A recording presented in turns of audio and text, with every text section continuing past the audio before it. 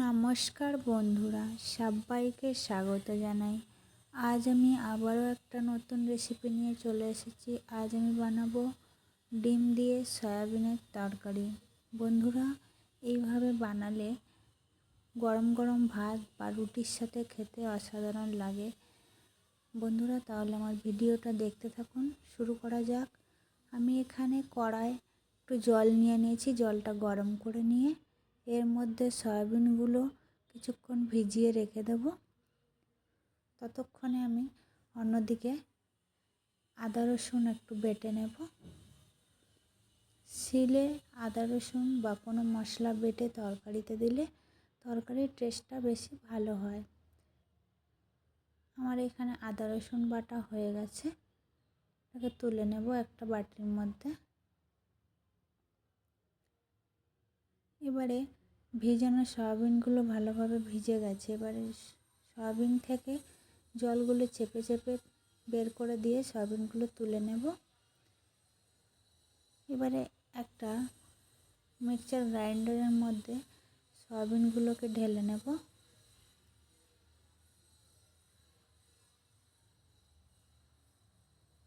এবারে এটা গ্রাইন্ড করে নেব ভালো করে। গ্রাইন্ড করা হয়ে গেছে আমার। এবারে একটা প্লেটের মধ্যে এটাকে ঢেলে নেব। এবার এর মধ্যে কিছু উপকরণ দিয়ে এটাকে মেখে নেব।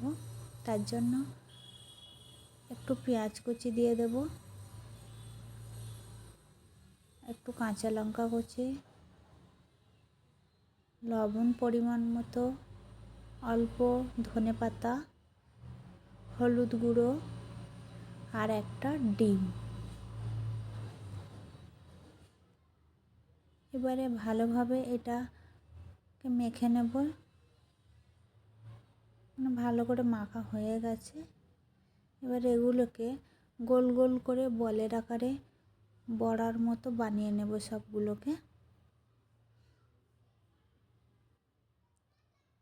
এখানে সব বড়া বানানো হয়ে গেছে। এবারে গ্যাস অন করে কড়া বসিয়ে কড়াই তেল দিয়ে দেব। এবারে বড়াগুলো সব ভেজে নেব লাল লাল করে।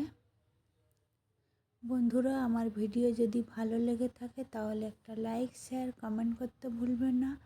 আর আমার চ্যানেলটি সাবস্ক্রাইব করে দেওয়ার অনুরোধ রইল। এখানে বড়াগুলো লাল লাল করে ভাজা হয়ে গেছে। এবারে সবগুলো তুলে নেব। বাকি বড়াগুলো ভেজে নেব।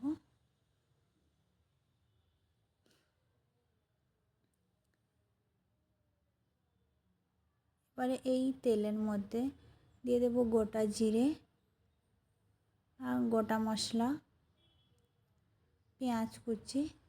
এবারে পেঁয়াজটাকে ভালো করে ভেজে নেব। পেঁয়াজটা ভাজা ভাজা হয়ে আসলে আদা রসুন বাটাটা দিয়ে দেব। 30 থেকে 40 সেকেন্ড এটাকে একটু ভেজে নেব। এবারে কাঁচা লঙ্কা দিয়ে দেব, টমেটো কুচি। এবারে 1 থেকে 2 মিনিট একটু নাড়ার পরে হলুদ গুঁড়ো, ধনে গুঁড়ো, লঙ্কার গুঁড়ো, জিরে গুঁড়ো, লবণ পরিমাণ মতো, কাশ্মীরি লাল লঙ্কার গুঁড়ো। এবারে মশলাটাকে ভালো করে কষে নেব। মশলা থেকে যতক্ষণ না তেল ছাড়বে ততক্ষণ পর্যন্ত কষতে থাকব। এখানে মশলা থেকে তেল ছেড়ে দিয়েছে। এবারে এর মধ্যে পরিমাণ মতো জল দিয়ে কিছুক্ষণ ফুটিয়ে নেব ভালো করে।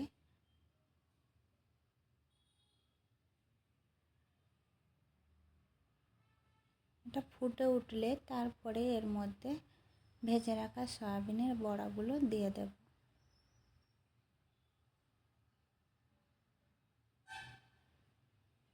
বড়া দেওয়ার পরে 2 থেকে 3 মিনিট ভালো করে ফুটিয়ে নেব। ফুটে যাওয়ার পরে একটু ধনেপাতা দিয়ে নেড়ে ছেড়ে উপর থেকে গরম মশলা দিয়ে এটাকে নামিয়ে নেব। এটাকে বেশি শুকনো করব না, একটু ঝোল থাকতে নামিয়ে নেব। পরে ঠান্ডা হলে এই বড়াগুলো ঝোল টেনে নেবে। তারপর গ্যাসটাকে বন্ধ করে অন্য একটা পাত্রে এটাকে ঢেলে নেব। আমার এখানে ডিম দিয়ে সয়াবিনের তরকারি তৈরি হয়ে গেছে। বন্ধুরা, কেমন হয়েছে অবশ্যই আমাকে জানাবেন।